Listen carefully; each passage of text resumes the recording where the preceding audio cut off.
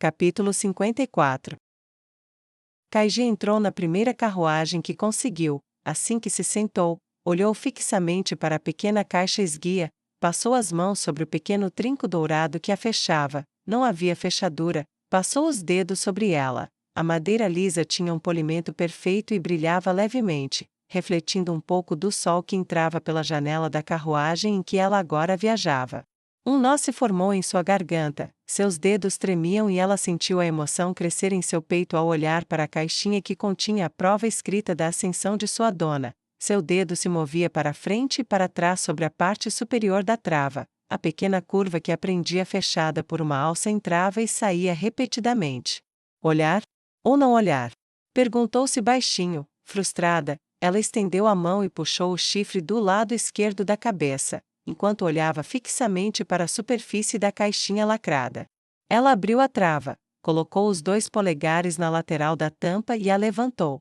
Lá estava o documento esperado, lacrado e pronto para ser aberto. No entanto, o que Kaiji realmente desejava, se estivesse lá, estaria lá embaixo. Com os dedos ainda trêmulos, ela estendeu a mão, tocando a seda macia da prova de nobreza. Ela cedeu ao seu toque, e ela fechou os dedos sobre ela para levantá-la em seu punho. Não faça isso, não olhe. Se estiver lá, não interprete nada. Se não estiver, não interprete nada. Seus pensamentos voaram, mas apesar do aviso que fez a si mesma, ela levantou a ponta do decreto e olhou para o tecido de seda vermelha abaixo. Sua mão livre cobriu a boca, os cantos dos olhos tremiam. Lá embaixo, centralizadas na trava, havia 2 etiquetas roxas. Ela abaixou o documento novamente sobre a seda vermelha e selou a caixa. Seu lábio inferior tremia tanto que ela teve que mordê-lo para mantê-lo imóvel. Seus pensamentos, no entanto, acalmaram seu coração muito mais rápido do que seus pensamentos acalmaram seu lábio trêmulo. Priceles ficará tão feliz, este será o lugar mais seguro em que ela já esteve. Ninguém a machucará, ninguém sequer falará cruelmente com ela, ela poderá andar de cabeça erguida. O pensamento ia e vinha, e ela se entregou a uma breve fantasia. Por um momento, tudo ficou claro em sua mente, tendo servido bem à sua senhora. A mão direita de Nua remove as travas de suas coleiras, elas caem, fazendo barulho no chão, elas estão livres, livres e juntas. Kaiji fechou os olhos e deu um profundo suspiro de alívio, tocando o bronze e brincando com o pequeno laço onde o roxo seria preso.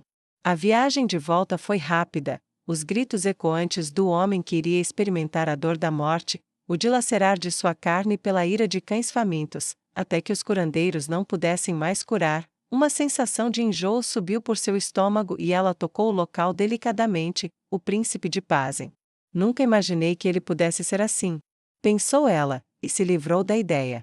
Ela concentrou a mente na alegria que se aproximava, enquanto a carruagem avançava pelas ruas que começavam a parecer sombrias além de qualquer medida. O povo barulhento de Pazen, que caminhava de cabeça erguida, estava taciturno e abafado pelo humor de seu príncipe. Ela apoiou o cotovelo na madeira escura da janela e, virando-a para cima, apoiou a mão na palma roxa escura para observar a cidade passar. Eu me pergunto para qual missão ela enviou Priceles. Teremos que esperar até estarmos juntas para pegar a etiqueta roxa?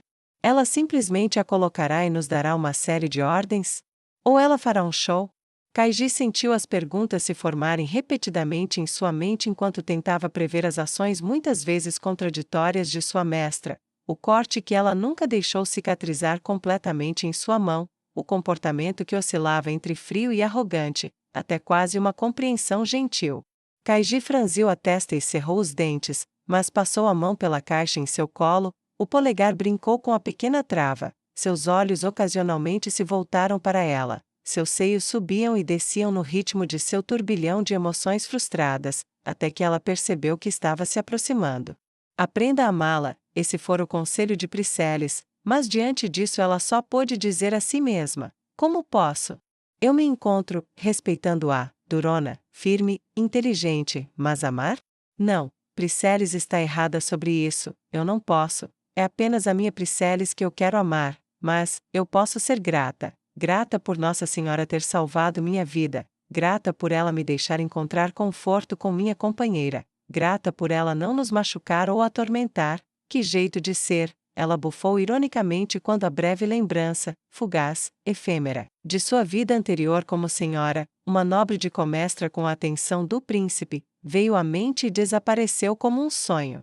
Lembrado apenas por segundos antes que ela despertasse completamente para o mundo real novamente.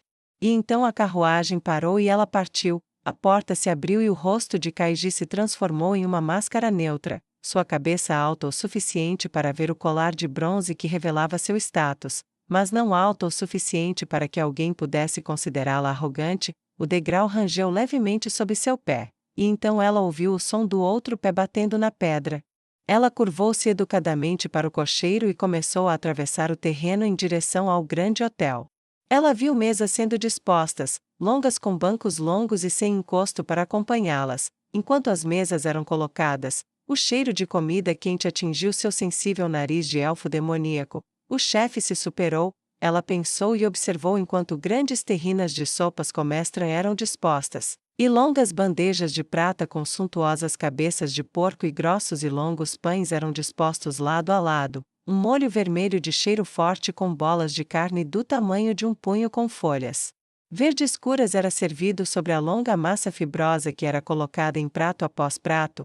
Kaiji mal conseguia passar por ela, mas estava tudo disposto à vista dos escravos enjaulados, suas longas orelhas escuras se contraíam com seus murmúrios famintos e a salivação coletiva da unidade de homens e mulheres que só podiam esperar pela chance de mergulhar nele.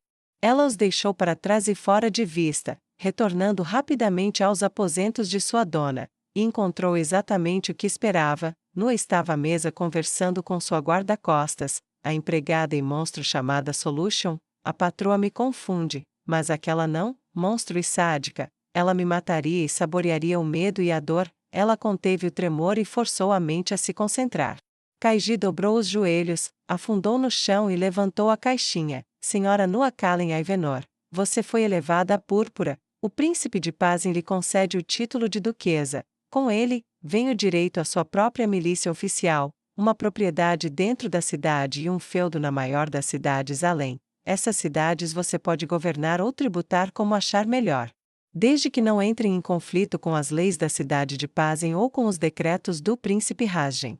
Ela estendeu os dedos escuros e trêmulos por cima da caixa, em direção à pequena trava, e a deslizou para fora do caminho. Em seguida, usando os polegares de cada lado, abriu a caixa para revelar o documento oficial. Nua rompeu o lacre e o documento de seda se desenrolou sem emitir nenhum som. Ela leu as letras inscritas em tinta dourada que brilhava fracamente com magia para tornar a falsificação impossível, e um sorriso lento e largo se formou em seu rosto. Ela colocou o documento sobre a mesa, pegou a caixa e a colocou ao lado do certificado, removendo uma etiqueta roxa. Kaiji ouviu o som do metal da pequena etiqueta batendo contra sua companheira. Ela engoliu em seco, mas não ergueu o olhar. Seus olhos estavam fixos nos pés surpreendentemente delicados da mulher que parecia maior que a vida. Suas botas longas, até a panturrilha, eram da melhor qualidade, e havia marcas desconhecidas que emitiam uma tonalidade preta muito tênue.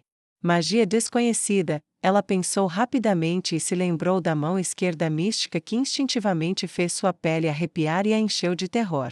Minha Kaiji, levante a cabeça, está tudo bem, você está segura, Nua disse em voz baixa e estendeu a mão para tocar a bochecha roxa escura da elfa demônio que ela havia adquirido. Solte-a. Exigiu a mente de Nua ao ver o mais leve tremor que disfarçava o medo profundo que Nua sabia que vivia em cada escrava. Você está mentindo para ela, ela não está segura, disse a si mesma, mas mentiu novamente. Mas, atingida pelo momento, a cabeça de Kaiji não se moveu, embora fosse evidente que ela tentasse. A ex-nobre estava paralisada no momento, sem poder nem mesmo sobre sua própria carne.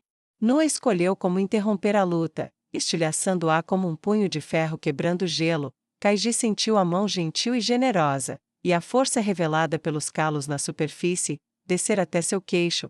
Ela começou a fechar os olhos vermelhos e sólidos para não precisar ver nada, até que viu o impossível. Nua ajoelhou-se diante dela e ergueu o rosto de Kaiji para que ele encontrasse o seu. Lentamente, com força inabalável, sua mestra ergueu o queixo de Kaiji, expondo a gola de bronze e a pequena presilha frontal vazia. com seus olhos vermelhos e arregalados e fixos, ela não conseguiu deixar de notar o brilho dourado dos olhos da nova duquesa Aivenor que a encaravam. Está tudo bem, isso serve. Nu ergueu a etiqueta roxa na frente dela. As palavras de Nu eram suaves, gentis e atingiram o coração de Kaiji com poder, como se sua voz tivesse se sincronizado com o coração da elfa demoníaca. Tudo que a escrava pôde fazer foi olhar para as pupilas douradas e se perder enquanto ouvia. Você me demonstrou lealdade na minha ausência. Conversei com a equipe enquanto você estava fora. Eles elogiaram seu trabalho diligente e disseram que tanto você quanto Priscillis foram fiéis em todos os aspectos. Eu ia esperar para fazer isso até que vocês duas estivessem aqui, mas você já esperou demais. Nu ergueu um pouco mais o queixo de Kaiji, expondo a coleira, e enfiou a etiqueta na alça, fechando-a. Você agora faz parte da elite púrpura, fala com a minha voz, age como se seu corpo fosse meu e me representa em tudo quando não estou presente. Você é a voz e a vontade da sua mestra. O príncipe Sado o encarou de onde estava no chão. O que fizeram com Kaiji? Kaiji era uma feroz combatente mágica, provavelmente matou uma dúzia antes de ser derrotada, mas ela mal consegue encarar a mulher. O brilho dourado e a forma como a voz da adoradora da morte pulsava em sincronia com o coração e os forçava a ouvir, fizeram seu pulso acelerar. Ele se viu reavaliando a mulher mais uma vez. Ela derrotou Bracer. Seus soldados lutaram e venceram em menor número, sofrendo apenas uma morte. Ela é linda, tão incrivelmente linda que não consigo desviar o olhar. Ele manteve o rosto neutro para esconder seus pensamentos, mas quando a senhora se levantou novamente, Kaiji encostou a cabeça no chão e beijou a superfície da bota da senhora Aivenor. Ele engoliu em seco. Nua se abaixou para acariciar os cabelos escuros que caíam soltos da cabeça de Kaiji. Não precisa de demonstração dessas. Você prova a si mesmo, por meio de ações. Esse é o credo do meu Deus. Continue a provar a si mesma e terá a minha confiança. Então o momento chegou. Uma batida na porta fez com que Sado se levantasse como se estivesse ansioso para escapar daquele momento impossível e correu para atender. Uma jovem magra estava ali na frente e disse: o banquete foi preparado conforme o pedido. Meu nome é Cara e fui designada como sua acompanhante e contato caso precise de mais apoio enquanto a refeição estiver acontecendo. Sado curvou a cabeça educadamente. Um momento. Ele retornou ao espaço aberto da sala além do pequeno corredor e ajoelhou-se. Senhora, uma criada do hotel está aqui, Cara. Ela será sua acompanhante caso precise de alguma coisa durante o banquete. Se estiver pronta para comparecer, está pronto para ser servido. Cara. O que aconteceu com Carlo? Nua se perguntou e descartou a pergunta tão rápido quanto ela lhe veio à mente. Vamos, não faz sentido deixar comida boa esfriar. Nua deu de ombros e se dirigiu para a porta. Logo atrás dela, uma mulher esguia de cabelos escuros deu um passo para trás para permitir a saída. Não houve troca de palavras. A mulher, vestida num uniforme vermelho escuro e branco brilhante, cortado para acentuar suas curvas e feminilidade, simplesmente os conduziu até os degraus. Então, o que aconteceu com Carlo? Nua perguntou com uma leve carranca no rosto. A mulher não olhou para trás, embora seu corpo já ereto tenha ficado sutilmente tenso por um momento. Minha senhora, se eu não lhe agradar, então encontrarei outra, mas prometo que farei o máximo para vê-la satisfeita. Tenho certeza de que você é bastante competente. Nua afastou uma mecha de cabelo dourado que caía para trás. No entanto, eu o solicitei expressamente durante toda a minha estadia. Cara engoliu em seco, sentindo os olhos cravarem-se em sua nuca, intensos, não hostis, mas vigilantes. Entendo, sim, senhora, mas Carlo não veio trabalhar. Ele saiu um dia e, bem, ele simplesmente não voltou. Sinto muito, minha senhora. Entendo, ninguém foi à casa dele? Ele está bem?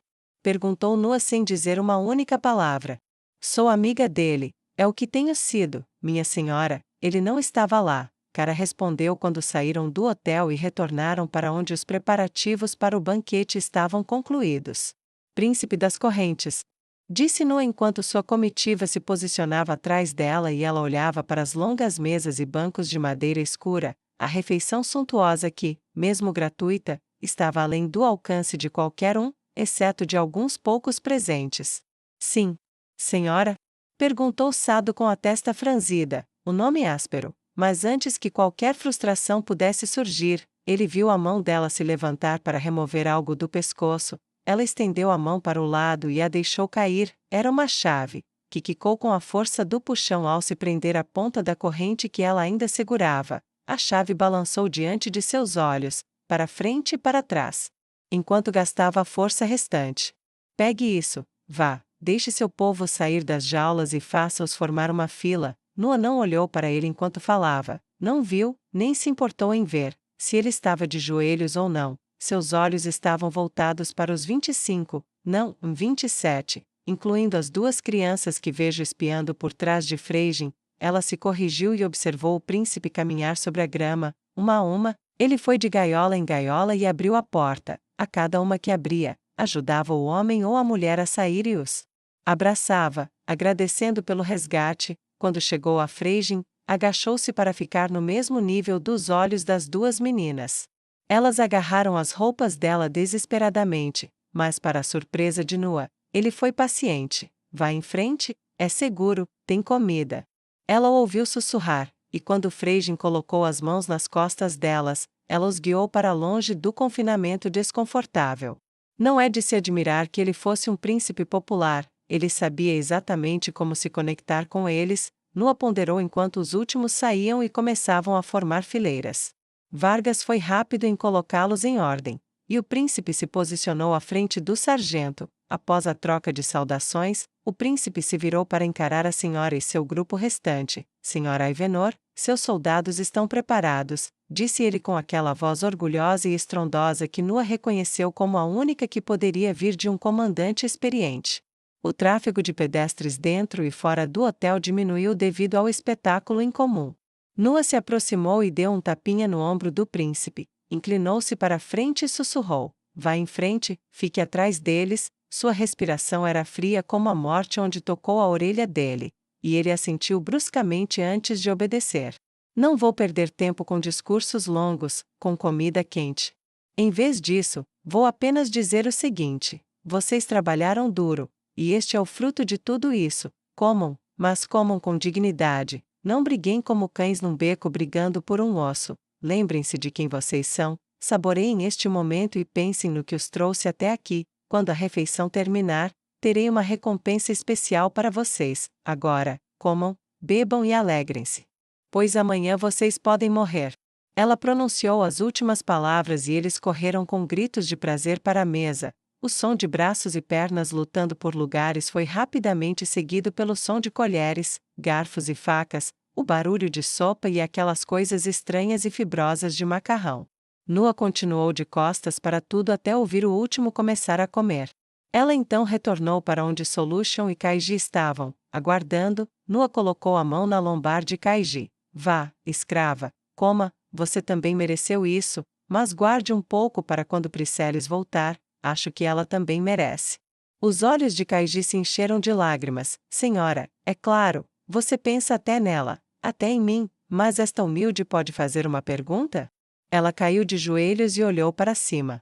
Pergunte, posso não responder, mas pergunte, Noa disse em um tom seco enquanto observava a grande devoração, o som da carne se desprendendo do osso, o aroma de vinho rico fluindo e o som dele chacoalhando nas taças. Os escravos que ela havia comprado, inertes ou irados, estavam agora cheios de vigor e conversando entre si apaixonadamente. Um homem e uma mulher lançavam a mão por baixo da mesa, provocando um ao outro de forma brincalhona e descarada. Noa revirou os olhos, que prazeres eles podem, e este lugar, esta cidade, não parece se importar de qualquer maneira, ainda bizarro, mas, pelo menos é honesto, ela pensou, dando de ombros antes que as próximas palavras de Priceles a arrepiassem.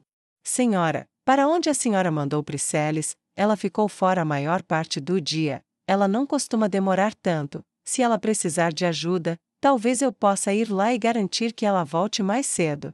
Kaiji mordeu o lábio enquanto perguntava à elfa que examinava seus pertences. Essa observação não mudou até que a pergunta começou a sumir e o rosto de Noa se curvou lentamente para olhar Kaiji nos olhos. O que você quer dizer com para onde eu a mandei? Pensei que você a tivesse mandado para algum lugar. Tudo o que Kaiji conseguia ouvir era um rugido em seus ouvidos enquanto o terror percorria seu corpo da cabeça aos pés. enquanto o belo rosto de sua senhora começava a se contorcer em um rosnado de ira e fúria. A mente de Kaiji imediatamente pensou no óbvio. Carlo, seu idiota, o que você fez?